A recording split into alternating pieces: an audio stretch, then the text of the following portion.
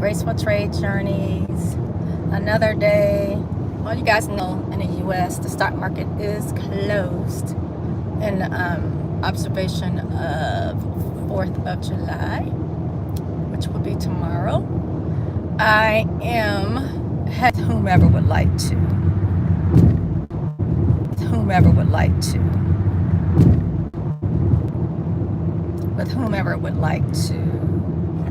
basically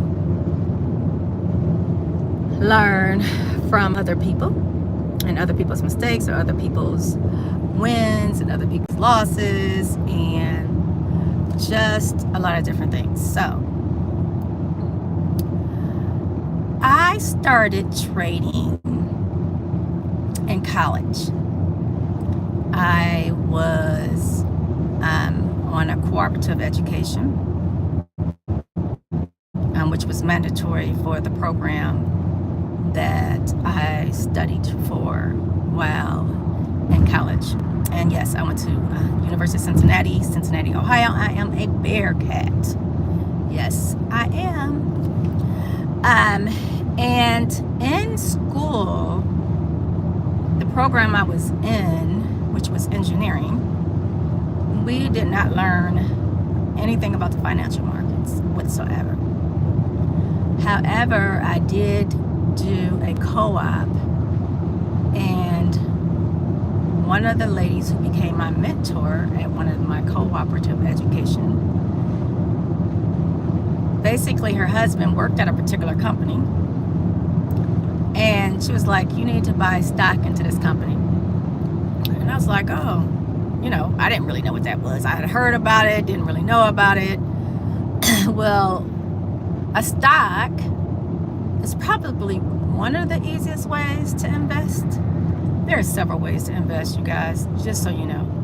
Several ways. No one person can be knowledgeable in all of them because there's so many different instruments. And I'm still learning. It's so much. But her husband worked at this particular company, and she's like, it's a growth company. Now I know it's more of a income company because the stock is a good stock, but it is slow moving.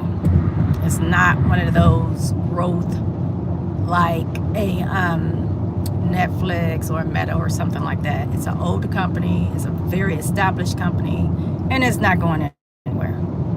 So I did buy probably about 20 at that point. I didn't know what I was doing after co-op was over, so I went ahead and I bought some stock, and then she introduced me to her financial advisor, and he helped me do my initial investing because I didn't really know what I was doing. One thing I will say is that all financial advisors are not the same. You have to know what they specialize in. If they tell you they know everything, that's not true. Nobody knows everything. It's too much to know. But they can know a little bit about a lot of different things. But so I started off with Procter & Gamble stock. And I just left it there for years. And then I graduated and started working in corporate America. Once again, all I had was the P&G stock because that's all I knew about. So I started off in a process engineering program. It's a rotational program. And of course, when you first get orientated, and this was years ago, you guys, probably like 30 years ago, in the 90s, early 90s,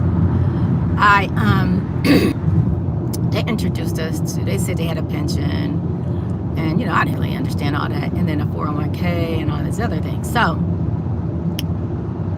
at any rate, we were talking, young engineers, we were talking, and I was on assignment. Now, 6 months into the job, I don't think I was doing, they had a company stock program too. So they had a 401k program, they had a stock program, and then you were automatically part of a pension, but you weren't vested for until a certain amount of years. So my first assignment, I probably only invested in the 401k and probably not the max that I could have invested. Well, I went on assignment, probably another assignment like a year later, and I went on an assignment with 2 Asian guys, and I don't know, probably because I'm driving. I'm really just kind of talking while I'm driving. Well, anyway, I don't know where it cut off at, but Sam and Chin said you have to max out in your 401k. I'm like, why? So they started explaining to me, 401k is for long-term investing. It's to help you along with your pension and your Social Security, because you don't know what's going to be there in the end and what you don't know. And when you max out, it actually helps reduce your taxes on the income that you're bringing in, because it takes away from your income tax free 401k, that is. So at the time, I think you could max out at like 15% or something like that. Newly out of college with my master's degree. So I went ahead and I maxed that out. And then it's like, well, you can get company stock for a 20% discount. So it's like, you need to max out on that too. I was like, what is this? So then I started buying a company stock. So when I first started, a year in, I was maxing out. So I was taking about 25 to 30% of my check was being taken out. Now, whatever I put in for the 401k was a tax advantage. It wasn't a tax advantage for buying a stock, but what was the advantage was getting it at a discount. And so I did that for probably 10 to 15 years. Probably 10 to 15 years, yeah. And then, life started life. I was a single mother. Then I bought another house.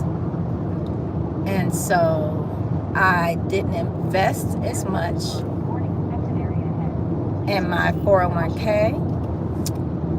Oh, it says we're having some thunderstorms. It's a thunderstorm warning. And then I invested in the stock for the company. Now, saying all that to say, I was investing blindly.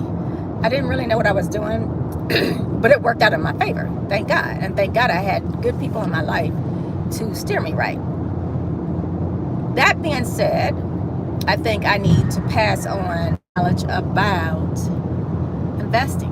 Now, there's several instruments that you can. Stocks are one of them. Mutual funds are a group of stocks normally. And then there's the ETFs, extended traded funds, which is new to me because I just started investing in the ETFs probably 4 years ago. They're similar to mutual funds, a group of companies that